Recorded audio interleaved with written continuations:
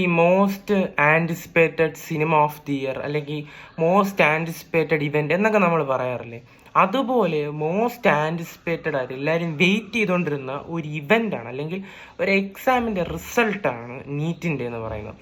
എല്ലാവരും വെയിറ്റ് ചെയ്തുകൊണ്ടിരുന്ന അല്ലെങ്കിൽ എല്ലാവരുടെയും ഫ്യൂച്ചർ തന്നെ, അവരുടെ ലൈഫിൽ അവരെന്താകുമെന്ന് ഒരു ഒരു അവരുടെ ഒരു ലെവൽ തീരുമാനിക്കുന്ന ഒരു എക്സാമാണ് ഈ നീറ്റ് എന്ന് പറയുന്നത്. അത് അറ്റൻഡ് ചെയ്ത് ഒരുപാട് പേര് ഈ വർഷം ഉണ്ടായിരുന്നു. ആൻഡ് ഓരോ വർഷം കൂടുന്നതോടെ അത് കൂടി കൂടി വരെയാണ്.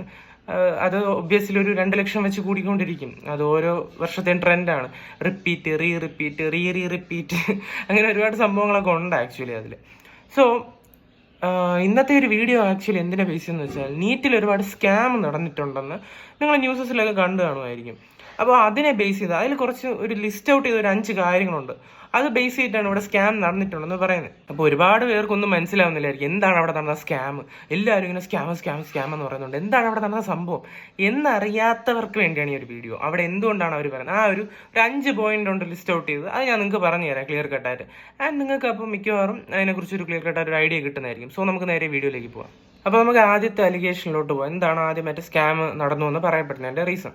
ഒന്നാമതായിട്ട് പറയുന്നത് ജജ്ജാർ എന്ന് പറയുന്ന ഒരു സ്ഥലമുണ്ട്. ഹരിയാനയിലെ ഒരു സ്ഥലമാണ്.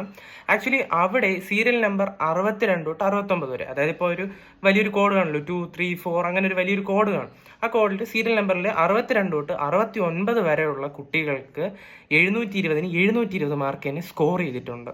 അത് ഭയങ്കരമായിട്ടൊരു ഭയങ്കര ഒരു കോയിൻസിഡൻസ് ആണോ? എനിക്ക് തോന്നുന്നില്ല. കറക്റ്റ് ഇത്രയും പേർക്ക് തന്നെ കറക്റ്റായിട്ടൊരു ഇത്രയും സ്കോർ ചെയ്യാൻ പറ്റുമെന്ന് എനിക്ക് തോന്നുന്നില്ല, അത് നീറ്റ് പോലെ ഒരു എക്സാമിന്. ആൻഡ് ഈ ഒരു സ്ഥലത്താണ് പേപ്പർ ലീക്ക് നടന്നു എന്ന് പറയപ്പെടുന്നത്, ഈ ഒരു സ്ഥലത്താണ്. സോ അവിടെ വെച്ച് തന്നെ അവർക്ക് ഇത്രയും സ്കോർ ചെയ്യുമ്പോൾ എല്ലാവർക്കും ഒരു ഡൗട്ട് അടിക്കില്ല, ആർക്കായാലും. അതായത് അവിടെ വെച്ച് തന്നെ ലീക്ക് ആവുന്നു, എന്നാൽ അവിടെ എക്സാം എഴുതിയവർക്ക് തന്നെ ഫുൾ മാർക്കും കിട്ടുന്നു.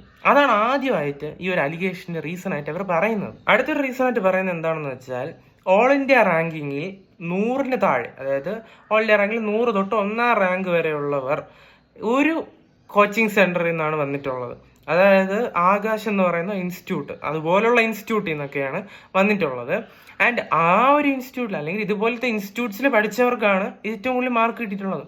അതല്ലാതെ കോച്ചിങ് ഇല്ലാതെ വന്നവർക്കൊക്കെ മാർക്ക് ഭയങ്കര കുറവാണ്. ഓക്കെ, അതിനൊരു ഭയങ്കര കൺക്ലൂസീവ് ആയിട്ടുള്ള ഡീറ്റെയിലിംഗ് അല്ല അത് പറയുന്നത്. ബട്ട് കാരണം കോച്ചിങ് ഇല്ലാത്തവർക്ക് ചിലപ്പോൾ അറിഞ്ഞുകൂടായിരിക്കാം ക്വസ്റ്റ്യൻസ്. പക്ഷെ ഈ ഒരു പർട്ടിക്കുലർ ആയിട്ടുള്ള ചില കോച്ചിങ് സെന്ററിൽ പഠിച്ചവർക്ക് മാത്രം എങ്ങനെ ഇത്രയും മാർക്ക് കിട്ടി? അതാണ് അടുത്തതായിട്ട് ഉന്നയിക്കുന്ന ഒരു ചോദ്യം എന്ന് പറയുന്നത്.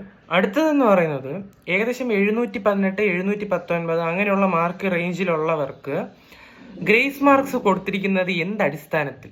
അതായത് ചിലവർക്ക് കൊടുത്തിരിക്കുന്ന മാർക്സിന് എന്ത് ഫോർമുലയാണ് അവർ യൂസ് ചെയ്തിട്ടാണ്, എന്ത് ടാക്ടിക്സ് ആണ് അവർ അവിടെ മാർക്കിംഗ് സ്കീമായിട്ട് യൂസ് ചെയ്തത്? കഴിഞ്ഞ തവണകളിലൊക്കെ ട്രാൻസ്പെറൻസി ഉണ്ടായിരുന്നു, ആളിലേക്ക് എത്തുമായിരുന്നു എങ്ങനെയാണ് ഇതിന്റെ മാർക്കിംഗ് സ്കീമും കാര്യങ്ങളും എന്നൊക്കെ. പക്ഷെ ഇത്തവണ വലിയ ട്രാൻസ്പാരന്റ് അല്ലായിരുന്നു എന്നാണ് പറയുന്നത്. അതുകൊണ്ട് തന്നെ ഒരു പുകമറ അവിടെ സൃഷ്ടിക്കപ്പെടുന്നുണ്ട്. സോ അതുകൊണ്ട് ഇതൊരു സ്കാം നടന്നിട്ടുണ്ട് എന്ന് പറയുന്നവരും ചുരുക്കമല്ല. ഇനി അടുത്തതായിട്ട് പറയുന്നത്, ബീഹാർ പോലീസ് ആക്ച്വലി കൺഫേം ചെയ്ത കാര്യമാണ്. 2 ദിവസം മുമ്പ് നീറ്റ് എക്സാമിന് 2 ദിവസം, അതായത് മെയ് 5-നാണ് നീറ്റ് എക്സാം നടന്നത്. 2 ദിവസം മുമ്പ്, അതായത് മെയ് 3-ാം തീയതി പേപ്പർ ലീക്ക് ആയിട്ടുണ്ട് എന്ന് ബീഹാർ പോലീസ് കൺഫേം ചെയ്ത കാര്യമാണ്. അതിൽ പറയുന്നത് അവിടെയുള്ള ചില ഹോസ്റ്റലുകളിലും, ബീഹാറിലുള്ള ചില ഹോസ്റ്റലുകളിലും ചില ടെലഗ്രാം ഗ്രൂപ്പുകളിലും ഇതിന്റെ ഡിസ്കസിങ് പാറ്റേൺസും കാര്യങ്ങളും എല്ലാം വന്നിട്ടുണ്ടായിരുന്നു. ക്വസ്റ്റ്യൻ പേപ്പർ പാറ്റേണും എങ്ങനെയൊക്കെ അത് ഡിസ്കസ് ചെയ്യുന്നു, അതെല്ലാം അവിടെ ഡിസ്കഷൻസും എല്ലാം നടന്നിട്ടുണ്ടെന്നാണ് പറയുന്നത്. സോ എന്തായാലും ലീക്ക് ആയിട്ടുണ്ട്. സോ അത് കിട്ടിയവർക്കെല്ലാം നല്ല മാർക്കും എന്തായാലും കിട്ടുമല്ലോ. അതുകൊണ്ട് അങ്ങനെ ഒരു ട്രാൻസ്പെറൻസി ഇഷ്യൂ വരുന്നുണ്ട്. അടുത്തതായിട്ട് പറയുന്ന കാര്യം എന്താണെന്ന് വെച്ചാൽ, ഗ്രേസ് മാർക്ക് കൊടുത്തിരിക്കുന്നത് എന്ത് അടിസ്ഥാനത്തിലാണ്? ഏകദേശം 60 തൊട്ട് 150 മാർക്ക് വരെ ഗ്രേസ് മാർക്കായിട്ട് കൊടുത്തിട്ടുണ്ടെന്നാണ് പറയുന്നത്. അതെന്ത് അടിസ്ഥാനത്തിലാണ്? അതെന്തിന്റെ കാൽക്കുലേഷൻ അടിസ്ഥാനത്തിൽ ആർക്കും ഗ്രേസ് മാർക്ക് ഇത്രയും കൊടുക്കാൻ പറ്റുമോ? അത് ശരിയല്ല എന്നൊരു അലിഗേഷനാണ് അവിടെ വരുന്നത്. എന്നെ ഏറ്റവും കൂടുതൽ ഷോക്ക് ചെയ്തൊരു കാര്യം അതുകൊണ്ട് പറഞ്ഞ് ഞാൻ ഈ വീഡിയോ അവസാനിപ്പിക്കാം. 2 പേര് സൂയിസൈഡ് ചെയ്തു, ദോസയിലും കോട്ടയിലും, ലൈക്ക് രാജസ്ഥാനിലെ സ്ഥലങ്ങളാണ്. അവിടെ 2 പേര് സൂയിസൈഡ് ചെയ്തു നീറ്റിന്റെ മാർക്ക് വെച്ചിട്ട്. അപ്പോൾ ഇതിലെങ്ങനെയൊക്കെ സ്കാം ചെയ്തിട്ട് എത്ര പേര് മരിക്കുന്നുണ്ട് അവർക്കും മാർക്ക് കുറഞ്ഞതിൻ്റെ പേരിൽ. അഫ്കോഴ്സ് ഒരു നീറ്റിന് പ്രിപ്പയർ ചെയ്യുന്ന ഒരാളുടെ തലയിൽ വരുന്ന പ്രഷർ എന്തോരമായിരിക്കുമെന്ന് ഊഹിക്കാം.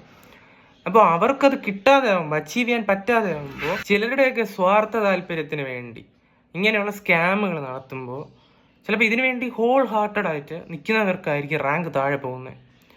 അങ്ങനെയായിരിക്കും അവർ സൂയിസൈഡ് ചെയ്യുന്നത്. ചിലപ്പോൾ കിട്ടേണ്ടതായിരുന്നിരിക്കാം, അവർക്കൊക്കെ അത്രയും വിഷമം ഉണ്ടായിരുന്നു, അവരത്രയും എഫേർട്ട് അതിനിട്ടുണ്ടായിരിക്കാം.